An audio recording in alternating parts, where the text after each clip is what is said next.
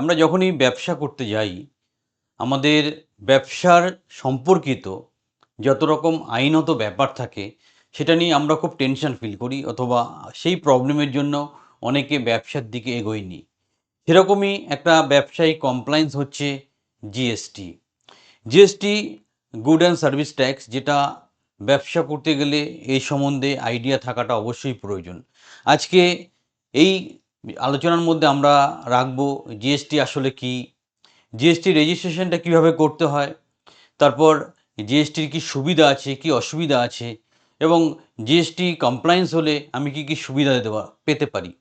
তাই পুরো ভিডিওটা মন দিয়ে দেখতে হবে, কারণ ব্যবসা করার আগে যত রকম ব্যবসায়িক আইন কানুন নিয়ম আছে, ইন নর্মালও আমরা অনেক জায়গায় জিএসটি হিসেবে প্রচুর পয়সা দিয়ে থাকি। সেটা কি হয়, কোথায় যায়, সেটা আদৌ ফেরত পাওয়া যায় কি না, সব কিছুই আলোচনা করব। ভিডিওটা মন দিয়ে দেখতে হবে এবং ভিডিওটা ভালো করে বুঝে সব কিছু জেনে তবে ব্যবসায় নামা উচিত। যদি তবুও কোনো প্রশ্ন থাকে, স্ক্রিনে ফোন নাম্বার দেখা যাচ্ছে, নির্দ্বিধায় যোগাযোগ করতে পারেন জিএসটি রিলেটেড যে কোনো ইস্যু বা প্রবলেমের জন্য। তাহলে চলুন আমরা ভিডিওটা মূল পর্যায়ে এগোই। নমস্কার, বাংলার ব্যবসা ইউটিউব চ্যানেলে আপনাদের স্বাগত জানাই। পিকে দাস কথা বলছিলাম, ফাউন্ডার ডিরেক্টর কনভলিউশন এডুকেয়ার। আজকের ভিডিওর বিষয়বস্তু হচ্ছে GST. The first step towards achieving your dreams is having the right coach. Get the best education with Convolution Educare and make your government and corporate job training dreams come true.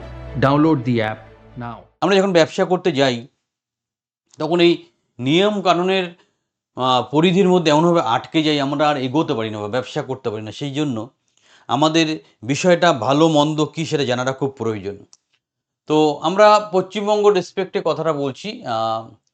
Paschimbanga বা এখন যা হয়েছে, এখন যেহেতু digital platform এসে গেছে all over India বা West বেঙ্গলে, তাই আমরা খুব সহজেই জিএসটির কাজটা করতে পারি। আগে হাতে কলমে করতে হতো, বাট লকডাউনের পর এটা অনলাইন হয়ে গেছে, তাই ডিজিটাল ইন্টিগ্রেশন থাকার জন্য খুব সহজে আমরা করতে পারি এবং অনেক রকম কমপ্লিকেশন স্ট্রিমলাইন হয়ে গেছে। সো আমরা যদি West Bengal GST amendment bill 2026 দেখি, বা আমরা সেন্ট্রালেরটাও দেখি, রিসেন্টলি অনেক চেঞ্জেস হয়েছে। তাতে কিন্তু আমাদের অনেক কিছু ইনফরমেশান চেঞ্জ হয়েছে, অনেক স্ল্যাব চেঞ্জ হয়েছে, অনেক জায়গা চেঞ্জ হয়েছে। এবং যেখানে আমরা স্পেশালি স্টেট গভর্নমেন্টের ক্ষেত্রে দেখতে পাই যে টোবাকো, পান মশলা এইসব জায়গাগুলোতে রাজস্ব ক্ষতি রুখতে এখন থেকে খুচরো বিক্রয় মূল্যের উপর ভিত্তি করে কর গণনা করা হবে। সো এই জায়গাটা আমাদের বারবার বোঝা দরকার। জিএসটি একটা খুব তাৎপর্যপূর্ণ ব্যাপার আমার বিজনেসের জন্য। আমার বিজনেসে নতুন মাত্রা অ্যাড করতে হলে জিএসটির হেল্প নিতেই হবে, বা জিএসটি কমপ্লায়েন্স হতে, অথবা জিএসটি রেজিস্ট্রেশন থাকতেই হবে। এবার আমাদের যে বাংলাশ্রী প্রকল্প আছে, বা যে কোনো ম্যাক্সিমাম যে এমএসএমই প্রকল্পগুলো আছে, তার অ্যাডভান্টেজ বা সুবিধা পেতে হলে আমাদের কিন্তু জিএসটিতে যেতেই হয়। কিন্তু যাদের ট্রাস্ট আছে, যারা এনজিও হিসেবে রেজিস্ট্রেশন করেছেন এবং কিছু ক্রাইটেরিয়া ম্যাচ করছেন, তারা জিএসটি রেজিস্ট্রেশন না করেও সেই সব সুবিধা পেতে পারেন। আমরা অন্যান্য ভিডিওতে এই এনজিও সম্বন্ধে অনেক মতামত, অনেক ইনফরমেশান শেয়ার করেছি, পারলে চ্যানেলে গিয়ে ভিডিওগুলো দেখে নেবেন।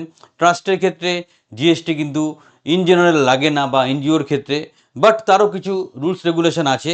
আপনি যদি কিছু কাজ বা লিস্টেড ওয়ার্ক আছে, সেটা যদি এনজিওর মাধ্যমে করেন, তাহলে জিএসটি না দিলেও হয়, কোনো টেনশন নেই। উইদাউট জিএসটি আপনি ব্যবসা করতে পারবেন।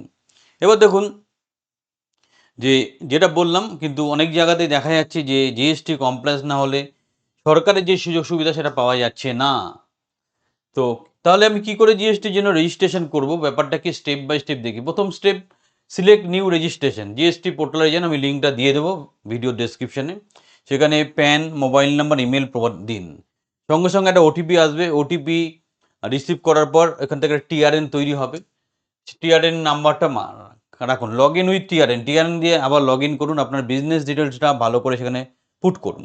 নেক্সট, ভেরিফাই, আধারের মাধ্যমে এটা ভেরিফাই করুন, অথবা ডিজিটাল সিগনেচারের মাধ্যমে এটাকে ভেরিফাই করুন। তারপর এআরএন GST granted in 3 to 7 day. Verification হওয়ার পর 3 থেকে 7 দিনের মধ্যে আপনি জিএসটি রেজিস্ট্রেশন পেয়ে যাবেন। এবার কিছু ব্যাপার আছে, জিএসটি ব্যাপারটা কিন্তু আগের থেকে অনেক বেশি কমপ্লিকেটেড হয়ে গেছে। জিএসটি নিয়ে অনেক রকম ভালো মন্দ, 2 নম্বরে 1 নম্বরে অনেক ব্যাপার হয়েছে। তাই জিএসটির ব্যাপারে এখন কিন্তু ব্যাপারটা অনেকটা স্ট্রিক্ট। আরও ভালো করে ডিসকাস করছি, পরের পয়েন্টগুলো দেখুন। যদি আপনার সোল প্রপার্টিশিপ অর্গানাইজেশন হয়, আপনার PAN card, Aadhaar card, photograph, cancel cheque, bank statement enough. Property বা প্রপাইটারশিপ অথবা এলএলপি হলে partnership deed, PAN of the firm, PAN Aadhaar of the partners photo. অন্যদিকে আপনার যদি প্রাইভেট লিমিটেড কোম্পানি হয়, সার্টিফিকেট অফ ইনকর্পোরেশন, তারপর PAN of the company board resolution DSC, address proof নিজের হলে ইলেকট্রিসিটি বিল বা ট্যাক্স বিল দিন। আর আদার অ্যাড্রেস প্রুফ রেন্টেড হলে, ভাড়ায় হলে ভাড়ার চুক্তি মালিকের মানে যদি রেন্টেড জায়গায় আপনি ব্যবসা করেন তাহলে ওনারের একটা এনওসি অবশ্যই লাগবে, ওনারের আধার কার্ড মাস্ট লাগবে। সেটা আবার অনেক ওনার দিতে ঝামেলা, মানে যার থেকে আপনি ভাড়া নিয়েছেন, বাট সেটা না হলে কিন্তু জিএসটি রেজিস্ট্রেশন পাওয়াটা মুশকিল। সো ওনারকে বলেই নেবেন আমি ব্যবসা করার জন্য জায়গাটা নেব, আমি প্রয়োজনে জিএসটি রেজিস্ট্রেশন করবো, সেভাবে এগোবেন, তাহলে হয়তো আপনার সুবিধা হবে। তো আমরা এর সুবিধা অসুবিধাগুলো একটু আলোচনা করতে চাই। আমরা সুবিধার কথাটা বলি। কিছু কিছু জায়গায় যেমন 80%, 18% বা 28% জিএসটি দিতে হয়, খুব গা চচ্চর করে, মানে প্রচণ্ড খারাপ লাগে। একটা ল্যাপটপ কিনছে 80% জিএসটি, একটা কোর্স করছে 18% জিএসটি, কিন্তু আপনার যদি জিএসটি নাম্বার থাকে আপনি কিন্তু জিএসটি ইনপুট আউটপুটের সুবিধা লাগিয়ে সেই টাকাটা রিফান্ড নিতে পারেন। এটা একটা বিশাল বড় সুবিধা। একটা যদি 1 লাখ টাকার একটা ল্যাপটপ কেনেন, আপনাকে 18,000 টাকা জিএসটি দিতে হয়। কতটা ভালো হবে যদি সেই 18,000 টাকা আপনি ঘুরিয়ে ফেরত পেয়ে যান। সেটা কিন্তু জিএসটি ইনপুট আউটপুট আপনার সিএর সাথে কথা বলবেন, সেটা প্রসেসটা ইমপ্লিমেন্ট করে সেই সুবিধাটা পাওয়া যায়। প্রচুর জায়গায়, মানে ম্যাক্সিমাম জায়গায় জিএসটি দিতে হয়, সেই জিএসটি তারা আদৌ দেয় কি না দেয় সেটাও আপনি বুঝতে পারেন না। বাট আপনার নিজের জিএসটি থাকলে আপনি পোর্টালে গিয়ে দেখতে পারেন সেই জিএসটি আদৌ দিয়েছে কিনা। রিসেন্টলি একটা আমি খবর দেখছিলাম, একটা চেন অফ রেস্টুরেন্ট বা অনেক খাবারের দোকান জিএসটি দেখাচ্ছে, জিএসটি দিচ্ছে না। তো সেই জায়গাটা কিন্তু আপনার নিজস্ব জিএসটি থাকলে আপনি সুবিধাটা পেতে পারেন, এটা খুব ভালো জিনিস। আর ইন জেনারেল যেটা হয়, যদি গুড রিলেটেড বিজনেস হয় 40 লাখ টাকা পর্যন্ত, আর সার্ভিস রিলেটেড যদি বিজনেস হয় 20 লাখ টাকা নিচে যদি টার্নওভার হয় তাহলে কিন্তু জিএসটি লাগে না।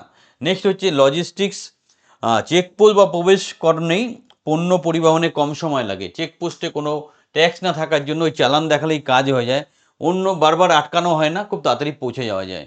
কিন্তু প্রবলেম কি আছে, প্রথম কথা হচ্ছে একটা খরচার ব্যাপার আছে। জিএসটি করলে একটা খরচা, একটা নতুন সফটওয়্যার লাগবে, একটা কনসালটেন্ট লাগবে, সিএ লাগবে। ক্যাশ ফ্লো, ওয়ার্কিং ক্যাপিটালের একটা প্রবলেম শুরু হয়, সেখানে বারবার ইনভয়েস জেনারেশন বা এই ধরনের প্রবলেমটা হয়। টেকনোলজিটাকে ভালো, কারণ জিএসটি পোর্টালে বিভিন্ন রকম আপগ্রেডেশন হয়, মাঝে মধ্যে চেঞ্জেস হয়, সেগুলোকে ভালো করে দেখে বুঝে তবেই কাজে লাগাতে হয়। দ্যাটস ওয়াই তখন কিন্তু বেশ প্রবলেম হয়ে যায় বা সাধারণ মানুষের কাছে খুব সমস্যা হয়ে যায়। নেক্সট হচ্ছে আরও কিছু কিছু জায়গায় আমরা একটা স্পেশাল সুবিধা পাই, যে আমার যদি স্মল ট্যাক্স পেয়ার হই তাহলে কিন্তু আমরা আমাদের up to one small tax payer কাকে বলবো, যার টার্নওভার 1.5 কোটির নিচে, তারা কিন্তু 1% ট্যাক্স দিয়েও জিএসটির জায়গাটাকে মেনটেন করতে পারে। এটা গভর্নমেন্টের একটা সুবিধা দিয়েছে। এবার জিএসটি হয়ে যাওয়ার পর জিএসটি আর আপনি ফিলিং করুন, এটা হচ্ছে আউটওয়ার্ড সাপ্লাই, তারপর জিএসটা 3 ফিলিং আর ট্যাক্স পেমেন্টটা করুন। এইচএসএন কোড এবং ট্যাক্স রেটটাকে ঠিকঠাক স্ল্যাব, জিএসটি বিভিন্ন স্ল্যাবে ডিভাইড করা আছে, সেই স্ল্যাবগুলো ফলো করে তারপর আপনি রিটার্নটা জমা করুন। এবং আপনার পোর্টালের অ্যাড্রেসটা আমরা দেওয়া আছে www.gst.gov.in, এখানে গিয়ে আপনি পোর্টালটা করতে, আমরা ভিডিও ডিসক্রিপশনেও দিয়ে দেবো। আর ব্যবসায় নিয়ম মানতেই হবে, নিয়ম না মানলে হবে না। এই চ্যানেলে অনেক সাবস্ক্রাইবার আছে যারা এনজিও নিয়ে কাজ করেন, তাদের ক্ষেত্রে একটাই বলবো, আপনার যদি এনজিও থাকে এবং স্পেসিফিক কিছু অপারেশন যদি আপনি করেন, তাহলে আপনার যতই টার্নওভার হোক আপনার কিন্তু জিএসটি দিতে হয় না। এই নিয়ে আমি একটা সেপারেট ভিডিও আপনাদের জন্য নিয়ে আসবো। তবুও যদি প্রয়োজন হয় স্ক্রিন নাম্বারে যোগাযোগ করতে পারেন। আমাদের এই বাংলার ব্যবসা উদ্যোগটা এই জন্যই তৈরি করেছি, আমরা বাঙালি, সবাই সবাইকে সহযোগিতা করে বিজনেসের পথে এগিয়ে যাব, কারণ আমরা বাঙালি, আমরা পারি। চলুন হাতে হাত ধরে আমাদের সোনার বাংলাকে জাগিয়ে তুলি। এবং এটা কোনো রাজনৈতিক উদ্যোগ নয়, এটা সম্পূর্ণভাবে একটা এনজিওর উদ্যোগ বা ব্যক্তিগত উদ্যোগ, আমাদের কনভলিউশন এডুকেশন সিস্টেমের উদ্যোগ।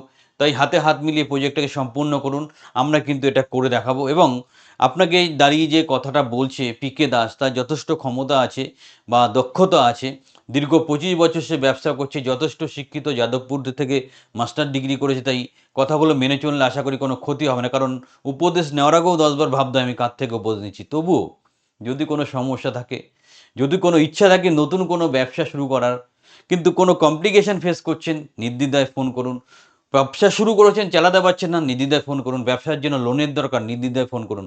খালি ধৈর্য ধরতে হবে। এরকম ভাববেন না আজকে ফোন করবেন, কালকেই প্রবলেম সলভ হবে। এটা একটা প্রসেস ফলো করে এগিয়ে গেলে অবশ্যই প্রবলেমের সলিউশন হবে। চ্যানেলের সাথে থাকুন। আমরা বাঙালি, আমরা পারি, আমরা করে দেখাবো।